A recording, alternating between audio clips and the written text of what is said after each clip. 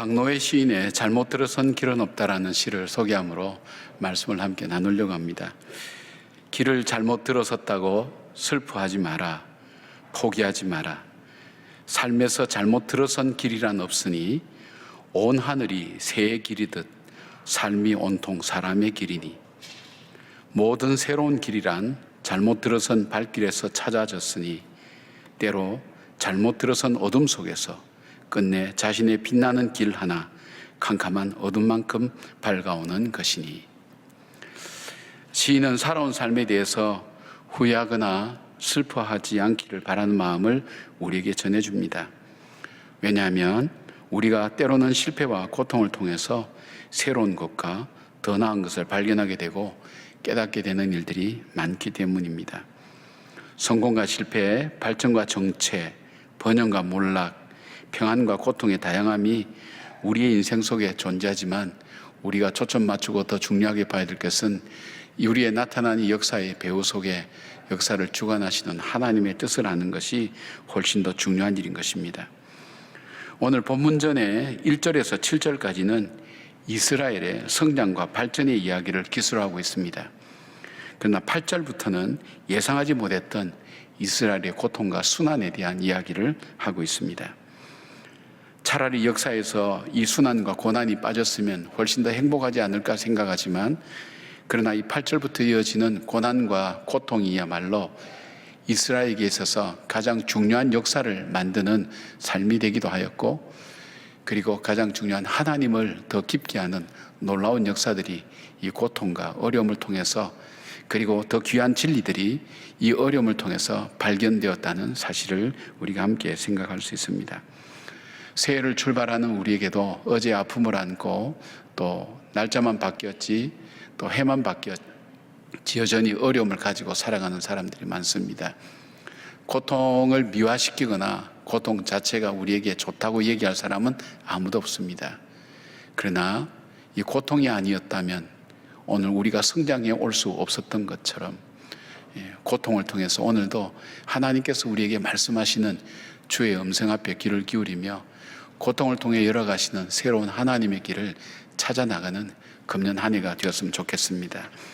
이 고통을 통해서, 이 어려움을 통해서 이스라엘이 새롭게 발견한 것이 뭘까요? 첫 번째는 이 땅이, 자기들이 살고 있는 이 땅이 자신들이 거할 영원한 것이 아니라는 것을 그들은 깨달았습니다.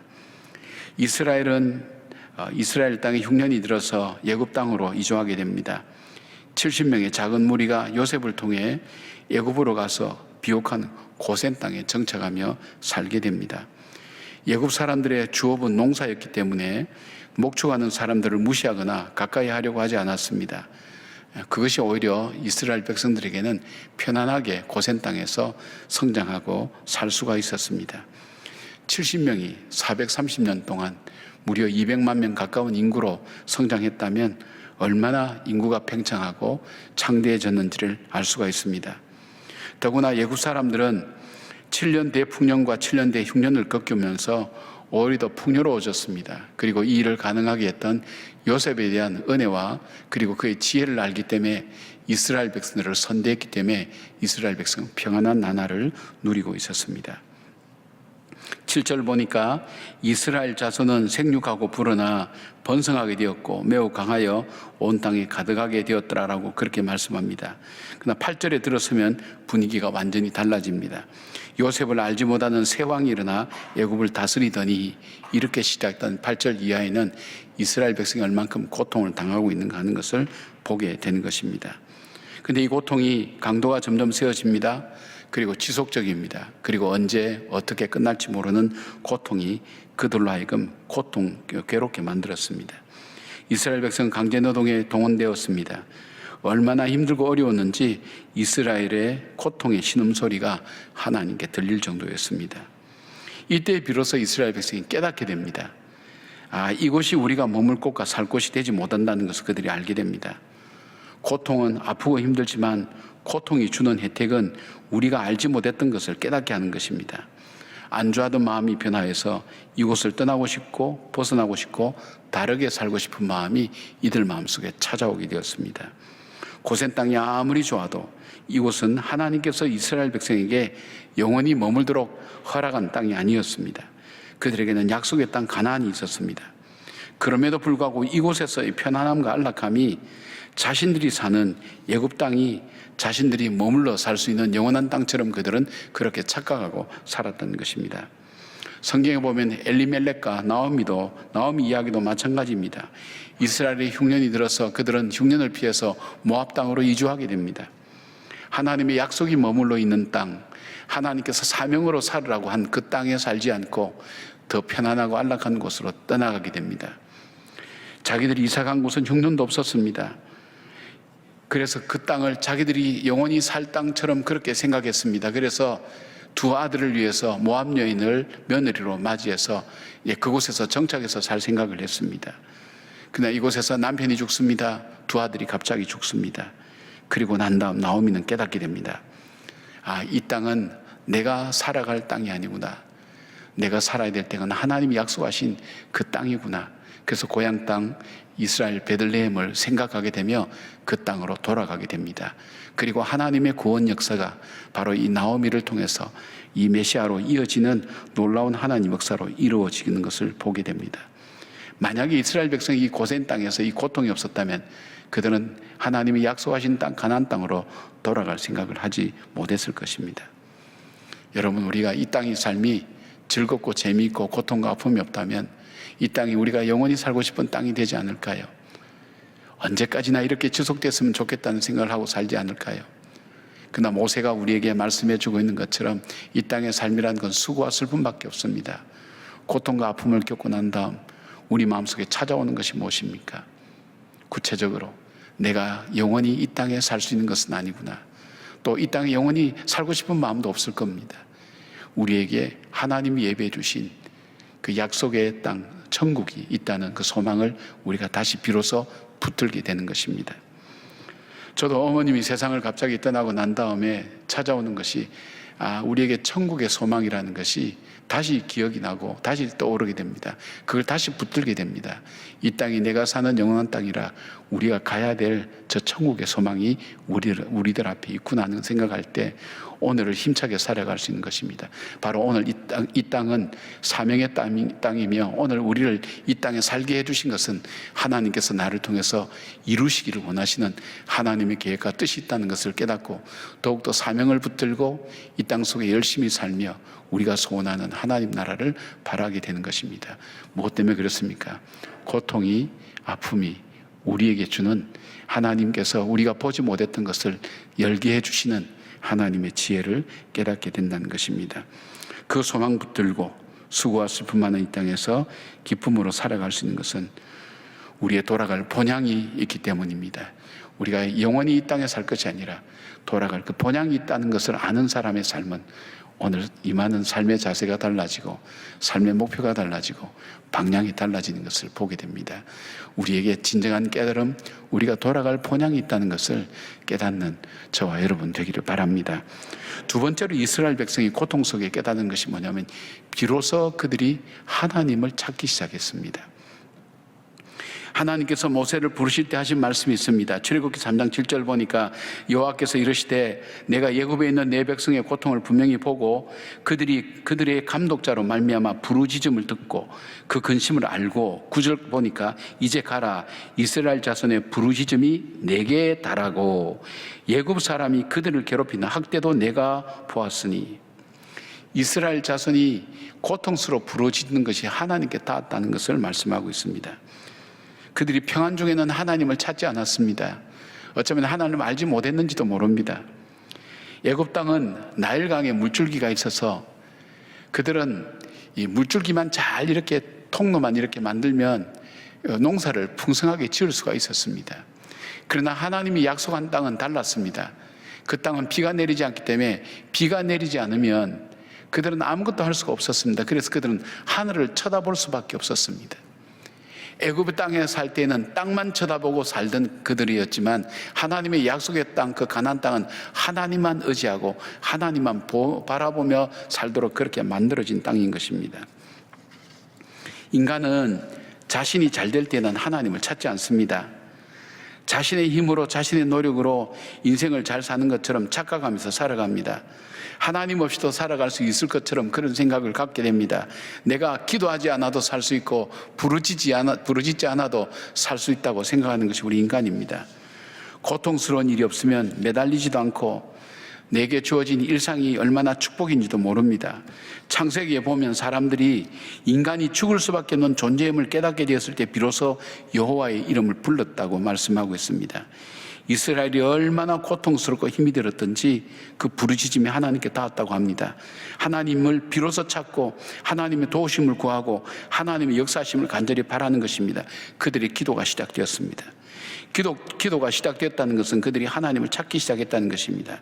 자신의 인생 속에 하나님께서 역사해 주시고 함께 해 주시기를 그들이 절박하게 부르짖게 되었다는 것입니다.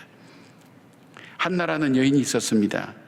그는 남편의 사랑을 받으며 행복한 가정생활을 지냈습니다. 그런데 자녀가 없었습니다. 자녀가 없으니까 남편이 분인나라는 여인을 후처로 맞이해서 그 여인을 통해서 자녀를 낳았습니다. 자녀가 없는 것도 고통인데 분인나라는 여인이 매 순간 한나의 아픈 상처를 건드리며 고통스럽게 합니다. 자기가 할 수 있는 것은 아무것도 없었습니다. 자기 앞에 고통만 남아 있었습니다. 비로소 한나는 자기의 고통을 안고 하나님 앞에 나가기 시작합니다. 가족이 모여서 즐겁게 잔치를 벌이고 있는 그 가운데 떨어져 나와서 자기 혼자 성전으로 가게 됩니다. 거기서 기도를 시작하는데 그 기도가 얼만큼 절박했던지 이 대제사장 엘리가 볼 때 술 취한 여인처럼 보였다고 그렇게 성경은 말씀하고 있습니다. 자기 정신이 아닌 거예요. 너무나 고통스럽고 아프기 때문에 하나님 이름을 부르는 거예요. 그냥 부르는 것도 아닙니다. 간절히 부르짖기 시작하는 겁니다. 하나님을 찾기 시작합니다. 그리고 하나님 앞에 간구하기 시작합니다. 그 고통이 아니었으면 그는 성전에 오지도 않았을 겁니다. 고통이 아니었으면 그는 부르짖지도 않았을 것입니다. 고통이 아니었으면 하나님을 찾지도 않았을 것입니다. 그 고통이 기도하게 만들었고 그 고통이 하나님 앞에 나올 수 있도록 만들었습니다. 하나님은 그 기도로 응답했습니다.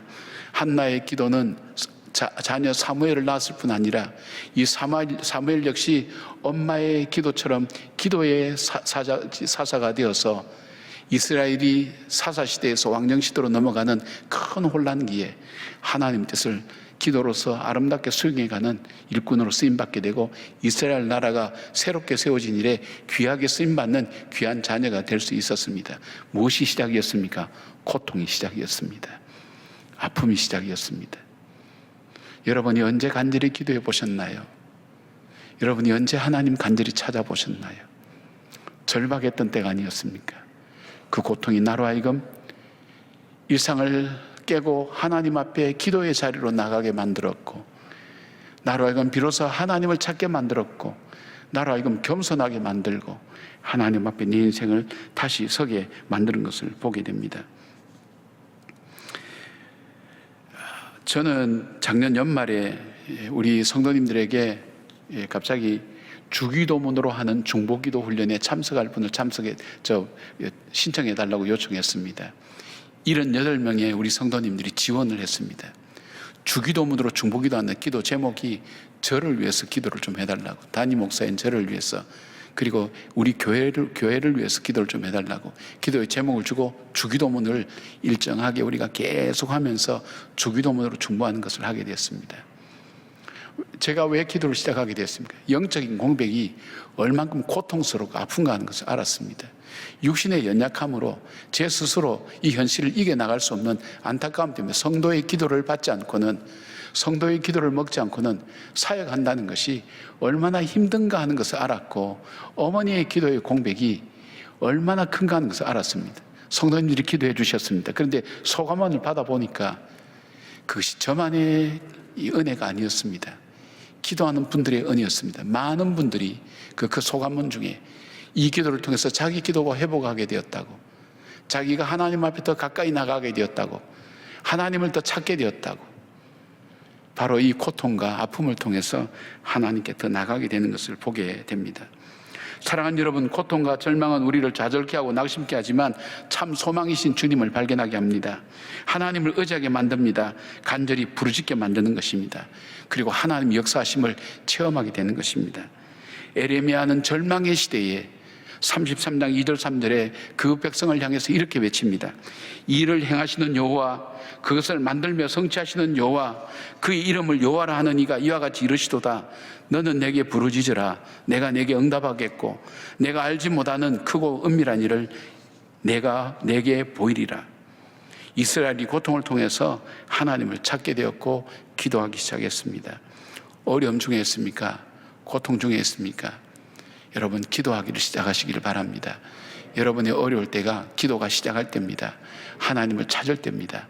하나님께서 우리를 더 가까이 두기를 원하십니다. 아프지 않으면 하나님께 기도할 일이 별로 없습니다. 어려운 일이 없으면 하나님께 나갈 일이 없습니다. 내게 준 일상을 평범하게 지내면서 즐기면서 그냥 흘려보냅니다. 그러나 우리가 절박한 마음의 간절함이 있을 때 하나님 앞에 기도하게 되고 하나님을 찾게 되는 것입니다. 바로 이 고통이 이스라엘 백성에게 주신 축복이었던 것입니다. 하나님을 알게 만들었던 것입니다. 세 번째로 고통을 통해서 이스라엘이 깨달은 것이 있다면 하나님은 언약하신 대로 이루신다는 것이었습니다. 성경은 크게 두 가지 구조로 되어 있습니다. 크게 하나님의 약속과 하나님의 성취, 하나님의 언약과 그 약속을 어떻게 이루어 가시는가 하는 것이 성경에 나오는, 성경을 이해하는 데 굉장히 중요한 구조입니다. 김상복 목사님 책을 보니까 이스라엘의 출애굽은 창세기에서 예언했던 대로 성취되었다고 그렇게 이야기하고 있습니다. 첫 번째는 창세기 12장 2절에 내가 너로 큰 민족을 이루겠다고 약속하신 그 약속이 출애굽기 1장 7절에는 이루어져 있습니다. 이스라엘 자손은 생육하고 불어나 번성하고 매우 강하여 온 땅에 가득하게 되었더라.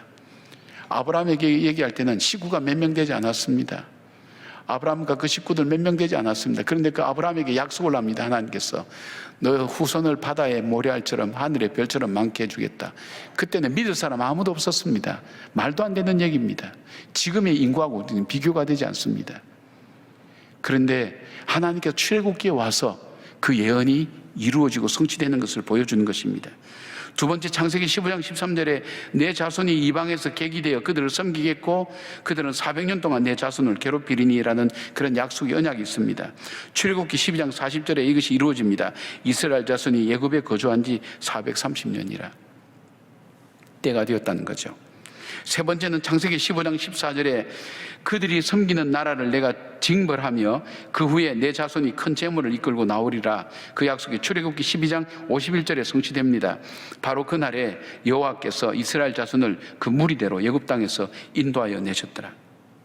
뿐만 아닙니다. 하나님은 언약하신 대로 이루시는 분인 것을 요셉을 통해서도 이스라엘 백성에게 보여주었습니다.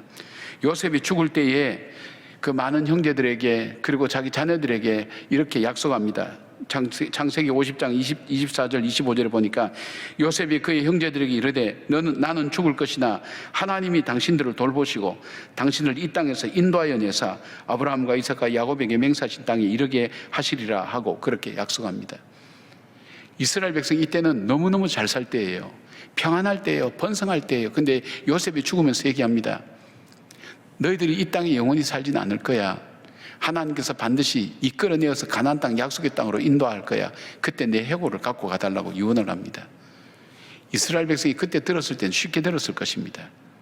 예사롭지 않게 대수롭지 않게 생각했을 것입니다. 그러나 그들이 고난과 시련 가운데 있을 때, 그리고 언제 끝날지 모르는 이 고난과 시련 가운데 있을 때 요셉의 해골이 희망이 되었습니다. 그렇지, 하나님께서 언약하신 대로 우리를 이곳에서 인도해 주실 거야. 우리는 그 방법을 몰라. 어떻게 하실지 몰라. 그러나 하나님은 계획을 갖고 계시고 하나님의 방법이 따로 있을 거야. 우리를 여기 언제까지나 이 고통 속에 두지는 않을 거야. 언약하신 대로 우리를 인도하여 내실 거야. 요셉의 해골을 보면서 소망을 가졌습니다. 왜요? 하나님은 언약하신 대로 이루시는 분이시기 때문입니다. 이 고통이 아니었으면 하나님께서 아브라함과 이삭과 야곱에게 약속하신 그 약속을 성취하신 하나님이라는 것을 그들이 알지 못했습니다. 그들이 하나님을 찾는 이유는 하나님은 그 언약하신 하나님이시기 때문입니다. 우리가 왜 기도합니까? 힘들고 어려울 때 왜 기도합니까? 기도하라고 하나님께서 말씀하셨습니다. 너희가 얻지 못하는 것은 구하지 아니함이요 그랬습니다. 구하여도 얻지 못하면 정욕으로 쓰기 위함이라 그랬습니다. 구하라 그리하면 주실 것이요, 두드리라 그러면 문이 열릴 것이요, 찾으라 그러면 찾아질 것이라고 주님께서 말씀하셨습니다. 너는 내게 부르짖으라 내가 내게 응답하겠다고 약속해 주셨습니다. 주님은 언약하신 대로 이루시는 분입니다. 그것이 우리가 기도하는 이유입니다. 우리가 예배하는 이유입니다. 하나님을 찾는 이유입니다. 약속하신 대로 이루신 하나님, 주님은 우리에게 하신 그 약속을 이루기 위해서 자기의 아들까지 십자가에 못 박아 죽였습니다. 왜요? 하나님이 하신 약속을 이루시기 위해서. 무서운 분입니다, 여러분. 하나님을 쉽게 생각하지 말기를 바랍니다. 집사람과 이렇게 제가 한참 어려울 때 그랬습니다. 집사람 보고 그런 얘기 했습니다. 여보, 우리가 아무리 힘들지만 그냥 말씀을 그냥 믿어버리자. 말씀 그대로 믿어버리자. 그 하나님은 선하시다고 약속하셨어. 인자하시다고 약속하셨어. 선하시고 인자하신 하나님이 분명히 우리 상황과 환경을 알고 계실 거야. 그걸 그냥 믿어버리자. 믿고 그냥 살아가자. 집사람한테 그렇게 얘기했어요. 같이. 그 얘기밖에 할 수 없어요. 그 절망 가운데서 어떻게 이 희망을 찾을 수가 없었어요. 유일한 희망이 있다면 하나님의 선하심, 인자하심, 언약하신 대로 이루신다는 것. 이스라엘 백성도 그 절박함을 가지고 하나님께 나가는 것을 보게 됩니다. 이스라엘의 고통은 하나님을 더 깊게 알게 되고 하나님과 더 가까이 가게 되고 하나님의 구원 역사를 체험하는 기회가 된 것을 보게 됩니다. 지구촌 비전이라는 잡지에 보니까 한국 선교에 대해서 요약하면서 하나님께서 우리 민족에게 이 복음이 어떻게 전래되고 역사했는지에 대해서 요약을 하고 있었습니다. 제가 읽어드리겠습니다. 1900년 초기의 사건도 살펴본 바 을사조약이죠. 고종태위, 한일병탄, 한일합방이라고 우리 흔히 알고 있습니다. 한일병탄으로 대변되는 깊은 암흑의 시대에 세 차례의 놀라운 부흥운동이 전국을 휩쓴 것은 우연이 아니었다. 민족의 서름이 영적 도구가 되어 진정한 해방이 무엇인가를 한국교회에 일깨워 주었다. 해외 선교의 열망을 크게 일으켜 한국교회가 처음으로 선교하는 교회로 정착하는 전기를 만들어 주었다. 100만인 구령운동의 경우 세신자의 수가 목표치에 크게 미달한 실패한 운동이었으나 일제강점기라는 혹독한 위기 속에서 민족의 에너지를 한때 묶어내는 기회를 제공하고 절망 가운데 굴하지 않는 희망을 심어준 실패하지 않는 운동이었다. 당시 불신자들 사이에까지 널리 퍼져 있었던 기독교는 민족의 희망이라는 그 인식은 근대 기독교 민족주의 운동을 일으킨 중요한 요인이었고 36년간의 일제치하에서 한국교회를 지탱해준 결정적인 힘 가운데 하나였다. 여러분, 우리가 그 당시의 역사를 보면 지금 우리 근세사와 이 현대사를 자꾸 왜곡해서 잘못 가르치는 그런 경우가 있는데 보면 한국 땅에는 희망이 아무것도 없었어요. 전 세계에서 한국을 도와준 나라도 아무것도 없었어요. 그때 하나님이 복음을 이 땅에 보내주신 거예요. 그 고난과 시련의 연단을 통해서 한국교회가 이만큼 성장할 수 있게 된 겁니다. 여러분도 고통과 어려움이 있었기 때문에 오늘 어쩌면 이 자리에 나오실 수가 있는 겁니다. 고통은 우리에게 유익이 되지는 않지만, 고통은 우리에게 좋아하는 것은 아니지만, 그러나 이 고통이 없었다면 우리는 성장할 수도 없었을 것입니다. 고통은 우리가 피하고 싶지만, 그러나 이 고통을 통해서 우리를 만들어 가시는 하나님의 섭리를 우리는 보게 됩니다. 이스라엘은 고난의 역사가 만들어낸 하나님의 역사였습니다. 고난이 만들어낸 민족이었고 고난이 그들로 하여금 새롭게 만들었던 그런 역사였습니다. 사랑하는 여러분, 우리에게 시련과 어려움이 계속되어지고 견딜 수 있는 능력들이 우리들에게 다 소진되고 더 이상 어떻게 해야 될지 알지 못할 때 여러분, 하나님 앞으로 다시 나가십시다. 하나님 힘써 찾고 하나님 부르짖기를 바랍니다. 주님께서 이 고난을 통해서 우리를 다듬어 가시고 만들어 가시고 우리를 끝내는 복주려 하시는 하나님의 놀라운 섭리가 있다는 것을 기억하고 낙심하지 않고 주께 언약하신 대로 이루시는 그 주님 앞에 부르짖고 간구하고 믿음으로 나아갈 수 있는 우리 성도들 되시기를 주의 이름으로 축원합니다.